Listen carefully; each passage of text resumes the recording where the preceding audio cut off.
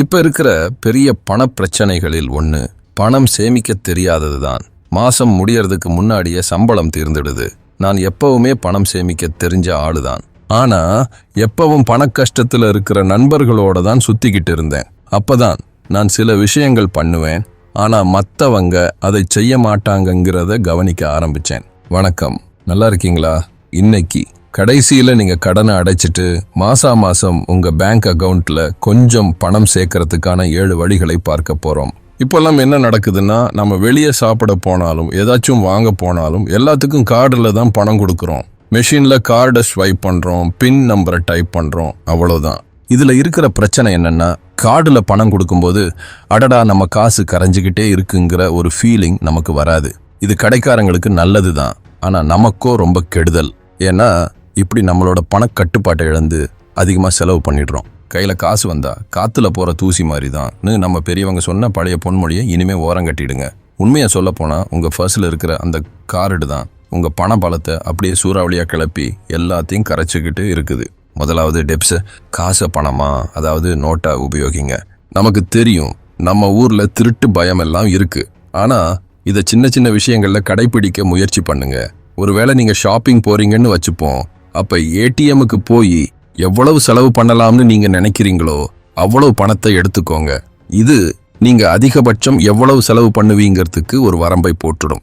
அது மட்டும் இல்லாம எந்த விஷயத்தை அளக்க முடியுதோ அதைத்தான் நம்ம கண்ட்ரோல் பண்ண முடியும்னு ஒரு முக்கியமான விஷயத்தை சொல்லுவாங்க. எடை குறைக்கணும்னு நினைக்கிற மாதிரி தான் இதுவும். நம்ம எடை குறைஞ்சு இருக்கோமா இல்லையான்னு தெரியணும்னா அளக்கிறதுக்கு ஒரு விஷயம் வேணும். கண்ணாடி பார்த்து எடை மெஷின்ல ஏறி இல்ல சாப்பாட்டு கலோரியை கணக்கெடுத்து கண்டுபிடிக்கிற மாதிரி தான் உங்க பண விஷயத்திலையும் இதே தான்.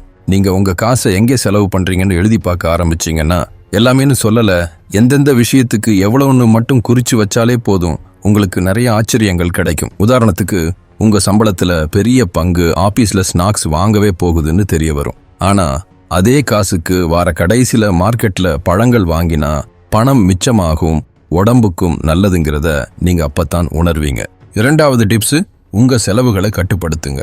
இப்ப நேரா 3வது டிப்ஸுக்கு போலாம். அது பார்த்து செலவு பண்ணுங்க. நாம என்னைக்காவது ஒரு விஷயம் கவனிச்சிருக்கோமா? ஃபேஷனோட வேலையே இப்போ இருக்கிற ட்ரெண்டை விட்டு அடுத்ததுக்கு மாறணுங்கிறது தான். எதுக்கு நாம நிறைய பணம் செலவு பண்ணணுங்கிறதுக்காக தான். கொஞ்சம் யோசிச்சு பாருங்க, நம்மளோட அலமாரியில 100கணக்கான சட்டை, சுடிதார், ஷூ, செருப்பு எல்லாம் உண்மையிலேயே தேவையில்லை. போன வருஷம் நீங்க வாங்கின ஷூ நீங்க விளம்பரத்துல பார்த்து ஆசைப்படுற அதே புது ஷூ மாதிரி தான் ஒரே வேலைக்கு உதவும். இந்த ஆசை வலையில சிக்காதவங்க யாரு? இந்த 3வது டிப்ஸ் இப்படி நம்ம பார்த்து வாங்குறத பத்தி கொஞ்சம் அதிகமா கவனம் செலுத்த உதவுது. எனக்கு 100% நிச்சயம் இந்த டிப்ஸ் உங்க பாக்கெட்ல இன்னும் கொஞ்சம் காசு மிச்சமாக உதவும். இப்ப பணம் சேமிக்காத பிரச்சனையை அப்படியே அடியோடு அழிச்சு போட்டு ஒரு வழி இருக்கு. பேங்குகளில் ஒரு ஆப்ஷன் இருக்கும். உங்க சம்பளம் அக்கவுண்ட்ல வர்றப்பவே அதுல ஒரு பங்கை சேமிப்பு கணக்குல இல்லைன்னா வேற ஏதாவது இன்வெஸ்ட்மெண்ட் திட்டத்துல தானா போடுற மாதிரி வச்சுக்கலாம். உதாரணத்துக்கு, நான் 2000 ரூபாய் சம்பாதிக்கிறேன்னு வச்சுக்கோங்க. என்னோட அக்கவுண்ட்ல 1800 ரூபாய் மட்டும் வந்தா போதும், மீதி 200 ரூபாய் தானா ஒரு இன்வெஸ்ட்மெண்ட்டுக்கு போற மாதிரி செட் பண்ணலாம்.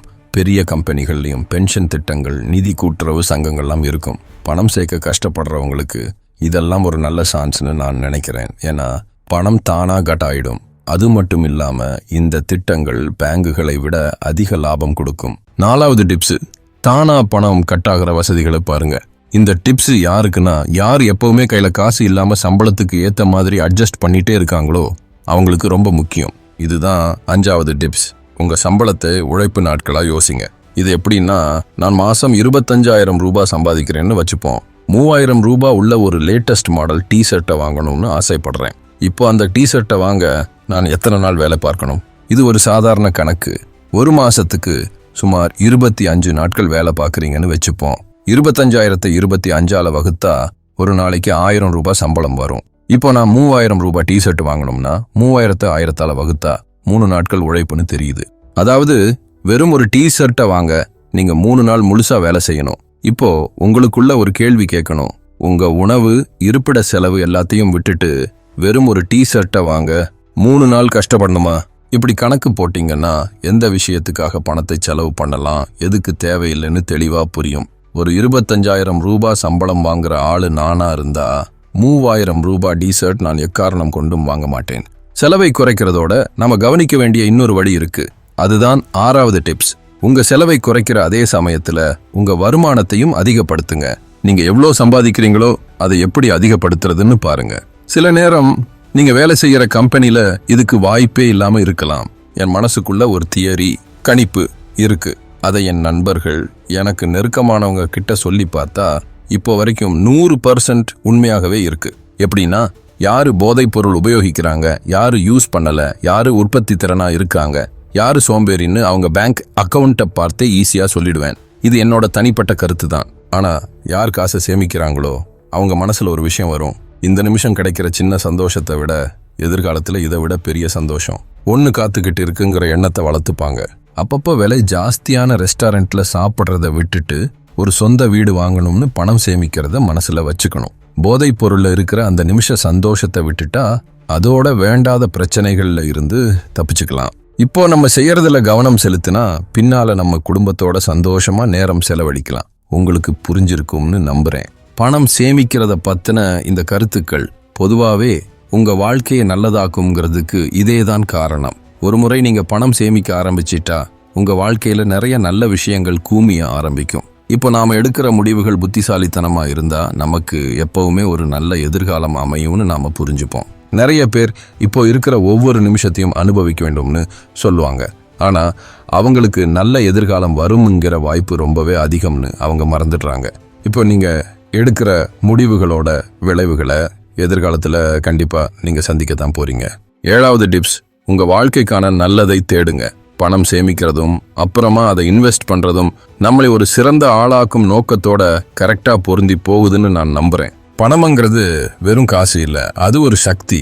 இந்த சக்தியை நல்ல எண்ணங்களோட உபயோகிக்கலாம். இல்லைன்னா உங்களுக்கும் சுத்தி இருக்கிறவங்களுக்கும் எந்த ஒரு உபயோகமும் இல்லாத விஷயங்களுக்காக வீணா செலவு பண்ணலாம்.